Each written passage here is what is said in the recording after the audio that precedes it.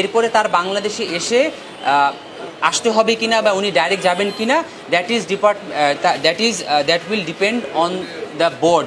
উনি নির্বাচিত হন, উনি যদি টিমে নির্বাচিত হন তাহলে তো স্বাভাবিকভাবেই উনি বাংলাদেশে টিমের সাথে জয়েন করে যাবেন বা উনি টিমের সাথে জয়েন করবেন। এই ওমেন্স ওয়ার্ল্ড কাপটা এটা ওমেন্স ডিপার্টমেন্ট এবং সিও স্যার একদম ডাইরেক্টলি তত্ত্বাবধান করছেন। না, প্লেয়াররা দে আর ভেরি হ্যাপি, আলহামদুলিল্লাহ প্লেয়াররা খুবই হ্যাপি। যেমন আজকে তাসকিনও, আজকে তার শিডিউল ট্রেনিং ছিল না by he came by himself, কারণ ওর যেই পার্সোনাল ওয়ার্কলোডের ম্যানেজমেন্টের যে কাজগুলো ছিল সে করতে এসেছে।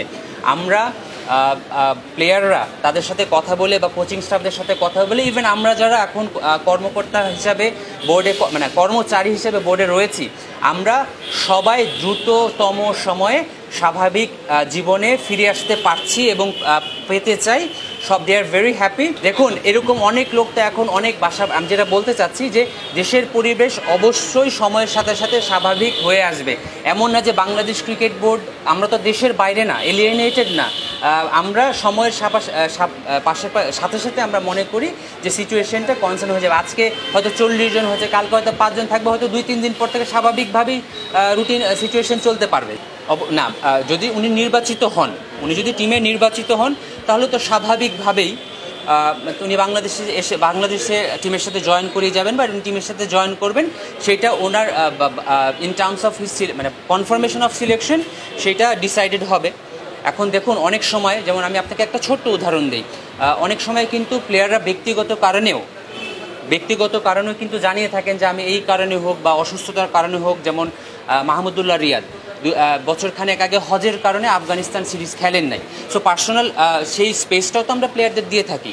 সো আমাদের এখন পর্যন্ত যেটা কনসার্ন সেটা হচ্ছে 12 তারিখ পর্যন্ত তার এনওসি দেওয়া আছে। সিলেকশনের ব্যাপারে উনি সিলেক্টেড হবেন কি হবেন না এটা বাংলাদেশ ক্রিকেট বোর্ডের সিলেকশন কমিটির রেসপন্সিবিলিটি।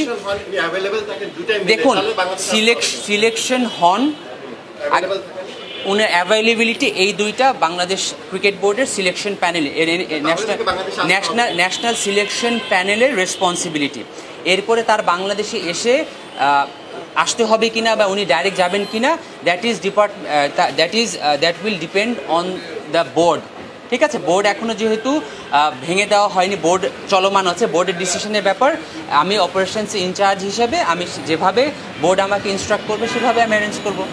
না, দেখুন, বাংলাদেশ ক্রিকেট বোর্ডে যারা ডিরেক্টর, বাংলাদেশ ক্রিকেট বোর্ডের যারা ডিরেক্টর তারা সবাই কিন্তু ভলেন্টারি ডিরেক্টর। তারা তাদের ব্যক্তিগত প্রফেশনের বাইরেও ভলেন্টারি এখানে নির্বাচিত হয়ে কাজ করেন। চেয়ারম্যানের সাথে এবং ভাইস চেয়ারম্যানের সাথে আমার কনস্ট্যান্ট যোগাযোগ আছে। তারা অফিসে আসার জন্য বাধ্য নন, কিন্তু তারা তাদের যে কাজগুলো আছে এখন পর্যন্ত রুটিন মতো করছেন, কনস্ট্যান্ট যোগাযোগ আছে। এই ওমেন্স ওয়ার্ল্ড কাপটা এটা ওমেন্স ডিপার্টমেন্ট এবং সিও স্যার একদম ডাইরেক্টলি তত্ত্বাবধান করছেন। আমি responsible for men's cricket, specially men's national team এবং মেন্স এ টিম। সো ওই ব্যাপারে আমার কাছে কংক্রিট বা আপনাদের কাছে কংক্রিটভাবে বলার মতো তথ্য নাই। I am not the responsible person to do that as well. Okay, thank you. Thank you.